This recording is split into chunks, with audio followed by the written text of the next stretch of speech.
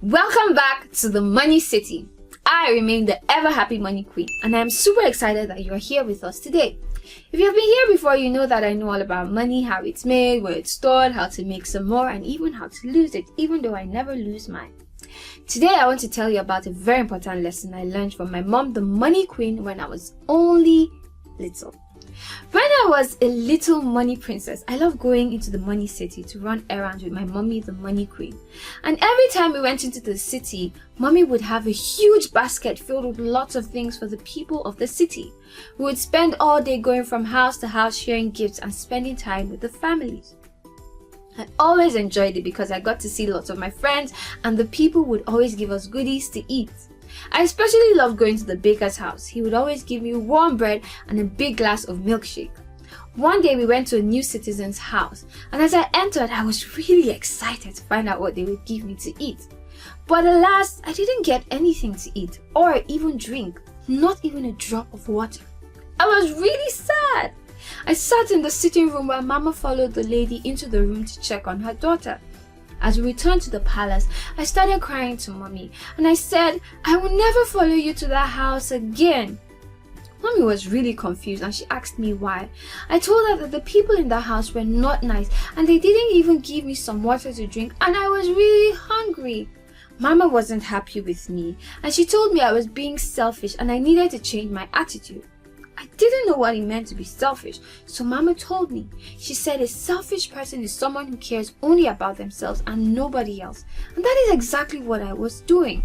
I only cared about what the people gave me, and I never cared about giving them anything else in return. She said, darling, you have so much food to eat back at the palace, a nice big bed and lots of toys. That family had nothing to eat today because they had fallen on hard times, and their daughter is really sick and she can't even get out of bed. That is why I had to go in and check on her.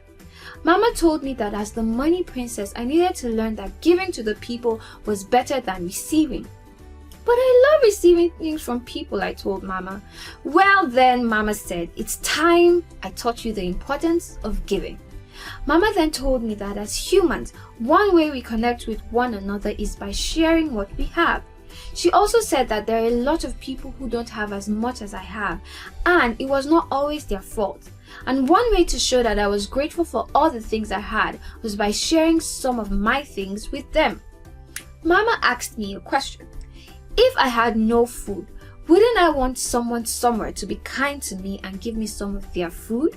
And if I had no toys, wouldn't I want my friends to share their toys with me? And I said, yes, of course I would. So she said, anytime I think of being only the receiver, I should ask myself, if I was the person that needed something, wouldn't I want someone to be kind enough to give to me?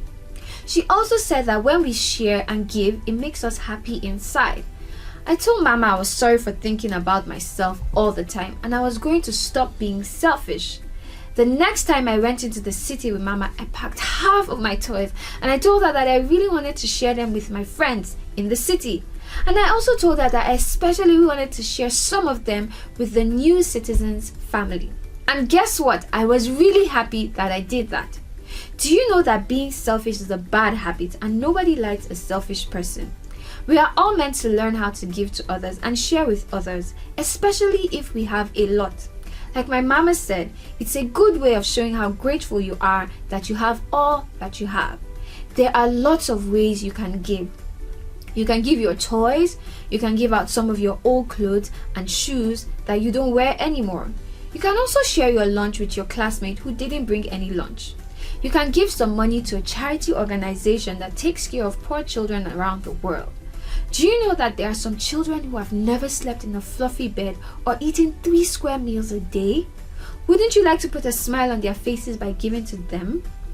You could also give people your time. If your friend is sad or sick, you can decide to sit inside with them instead of going out to play with your other friends. You can also give your time to your grandparents by spending time with them listening to their stories. There are lots of ways and things that you can give to people around you every day.